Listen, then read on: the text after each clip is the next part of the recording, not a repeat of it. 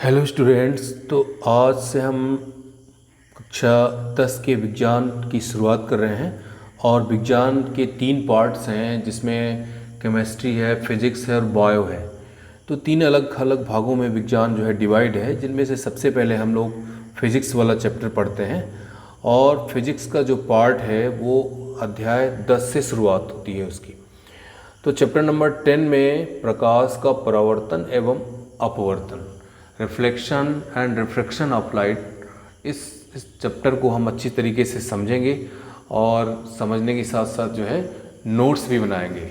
तो सबसे पहले आप इस चैनल को सब्सक्राइब कर लें ताकि साइंस के जितने भी नए वीडियो और नए टॉपिक बने वो सबसे पहले आपको प्राप्त हो सके।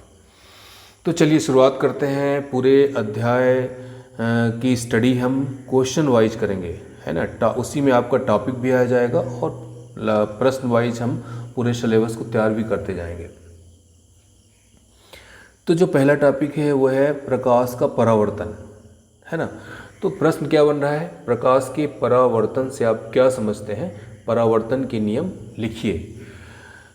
कक्षा 8 में भी हम ये पढ़ चुके हैं कि प्रकाश कई सारे गुणों को प्रदर्शित करता है।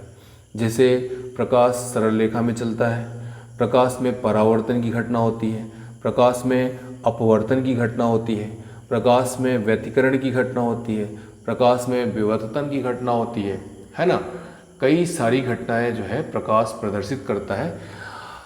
व्यवस्थित रूप से अध्ययन जो है न्यूटन ने प्रकाश के बारे में अध्ययन करना शुरू किया। इसलिए अगर कहीं क्वेश्चन आता है, क्वेश्चन बनता है कि प्रकाश की खोज किसने की, तो वहाँ पे उत्तर क्या आपको प्राप्त होगा कि प्रकाश की खोज न्यूटन ने किया। हालांकि प्रकाश आदिकाल से ही है, उपस्थित है, उसको किसी ने खोजा नहीं है, लेकिन चूँकि न्यूटन ने सबसे पहले प्रकाश के बारे में अध्ययन करना शुरू किया, इसलिए इस चीज़ का श्रेय उन्हीं को जाता है कि प्रकाश की खोज किसने की, न्यूटन ने की। तो प्रकाश के परावर्तन से आप क्या समझते हैं, परावर्तन के नियम लिखिए, ये जो पहला क्वेश्चन बनता है। तो डिफिनीशन क्या कहती है, जब कोई प्रकाश किरण किसी चमकदार पृष्ठ पर आपतित होती है तो आपतन के पश्चात उसी माध्यम में परावर्तित हो जाती है। प्रकाश की इस घटना को प्रकाश का परावर्तन कहते हैं। ठीक है, जब कोई प्रकाश जो है, सपोज करिए ये एक चमकदार पृष्ठ है और इस चमकदार पृष्ठ पर प्रकाश की एक किरण AO आपतित होती है किसी न किसी एंगल पर। इस एंगल को आपतन कोण कहेंगे और इस एंगल को परावर्तन कोण। इसको आपतन कोण कहते हैं। इतने को एंगल पर जो है ये किरण आपतित हो रही है और इतने एंगल पर जो है ये किरण परावर्तित हो रही है। तो इस फिगर में AO क्या है, आपतित किरण है, और BO क्या है, परावर्तित किरण है, और NO क्या है, वो अविलंब है। तो ये हो गई डिफिनीशन। अब इसके नियम क्या है, 2 बहुत ही महत्वपूर्ण नियम है परावर्तन के। पहला नियम क्या है कि आपतन कोण जो है सदैव परावर्तन कोण के बराबर होता है। यहाँ I क्या है, आपतन कोण, इंग्लिश में इसको बोलते हैं एंगल ऑफ इंसिडेंस। इसीलिए यहाँ पे इंसिडेंस का जो पहला अक्षर है, लेटर है, वो I लिया गया है।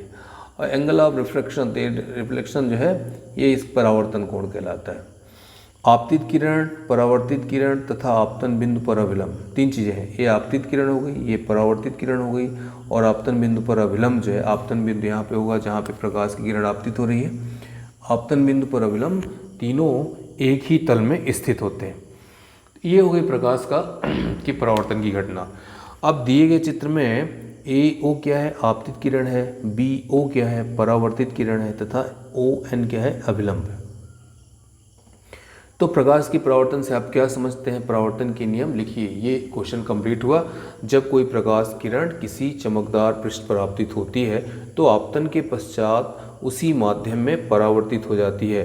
प्रकाश की इस घटना को प्रकाश का परावर्तन कहते हैं और इसके निम्नलिखित 2 नियम हैं। पहला नियम क्या कहता है कि आपतन कोण सदैव परावर्तन कोण के बराबर होता है, और दूसरा नियम कहता है कि आपतित किरण, परावर्तित किरण तथा आपतन बिंदु पर अभिलंब तीनों एक ही तल में स्थित होते हैं। ये चित्र जो है प्रकाश के परावर्तन की घटना को अच्छी तरीके से प्रदर्शित कर रहा है। अब जो अगला टॉपिक है साइंस के सिलेबस में वो है गोलीय दर्पण। इंग्लिश में कहते हैं इसको स्फेरिकल मिरर, ठीक है ना। गोलीय दर्पण को इंग्लिश में क्या कहेंगे, स्फेरिकल मिरर। और ये कितने प्रकार के होते हैं। ये क्वेश्चन क्या बन रहा है, गोली दर्पण क्या है, ये कितने प्रकार के होते हैं। तो क्या करते हैं कि कांच के एक बड़े से गोले को ले करके उसको दो भागों में डिवाइड कर देते हैं, है ना।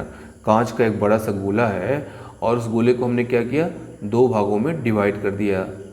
तो उसका जो, जैसे ये दोनों टुकड़े दिख रहे हैं अलग अलग दिशाओं में, अगर हम बाहर के भाग को पॉलिश कर देते हैं तो उसका जो परावर्तक तल है वो आंतरिक भाग हो जाएगा। और हम ये देख रहे हैं कि इसका जो परावर्तक पृष्ठ है, जैसे इसका परावर्तक पृष्ठ समतल है तो ये समतल दर्पण कहलाएगा। लेकिन यहाँ पर हम ये देख रहे हैं कि गोले के बाहरी भाग को अगर पॉलिश कर दिया जाए तो इसका आंतरिक जो पृष्ठ है ना, वो परावर्तक पृष्ठ कहलाएगा और वो दबा हुआ है, अवतल है, धंसा हुआ है। इसीलिए ये दर्पण कौन सा दर्पण कहलाएगा, अवतल दर्पण। तो पहले हम गोलीय दर्पण को कैसे परिभाषित करेंगे कि वह दर्पण जिसका परावर्तक पृष्ठ गोलीय होता है गोलीय दर्पण कहलाता है। और गोलीय दर्पण जो है दो प्रकार के होते हैं। पहला प्रकार क्या हो गया, अवतल दर्पण। अवतल दर्पण कैसे प्राप्त होता है, गोले का जो टुकड़ा है अगर उस टुकड़े के उभरे हुए भाग को हम पॉलिश कर दें, ये उभरा हुआ भाग है, उभरे हुए भाग को पॉलिश कर दें तो आंतरिक भाग परावर्तक पृष्ठ हो जाएगा और वो परावर्तक पृष्ठ दबा हुआ होगा, अवतल होगा। तो परिभाषा कैसी होगी, अवतल दर्पण किसे कहते हैं, वह दर्पण जिसका परावर्तक पृष्ठ दबा होता है अवतल दर्पण कहलाता है। ये जो प्रारंभिक डिफिनीशन है, इसके अलावा और बहुत सारी स्टैंडर्ड डिफिनीशन आगे हम पढ़ेंगे, लेकिन बहुत ही सिंपल सा है कि जिसका जो है तल दबा हुआ है। जब भी जैसे कभी कभी हमको हाथ में दर्पण दे दिए जाएंगे और ये कहा जाएगा कि दर्पणों की पहचान करिए कि कौन सा दर्पण समतल दर्पण है, कौन सा दर्पण अवतल दर्पण है और कौन सा दर्पण उत्तल दर्पण है।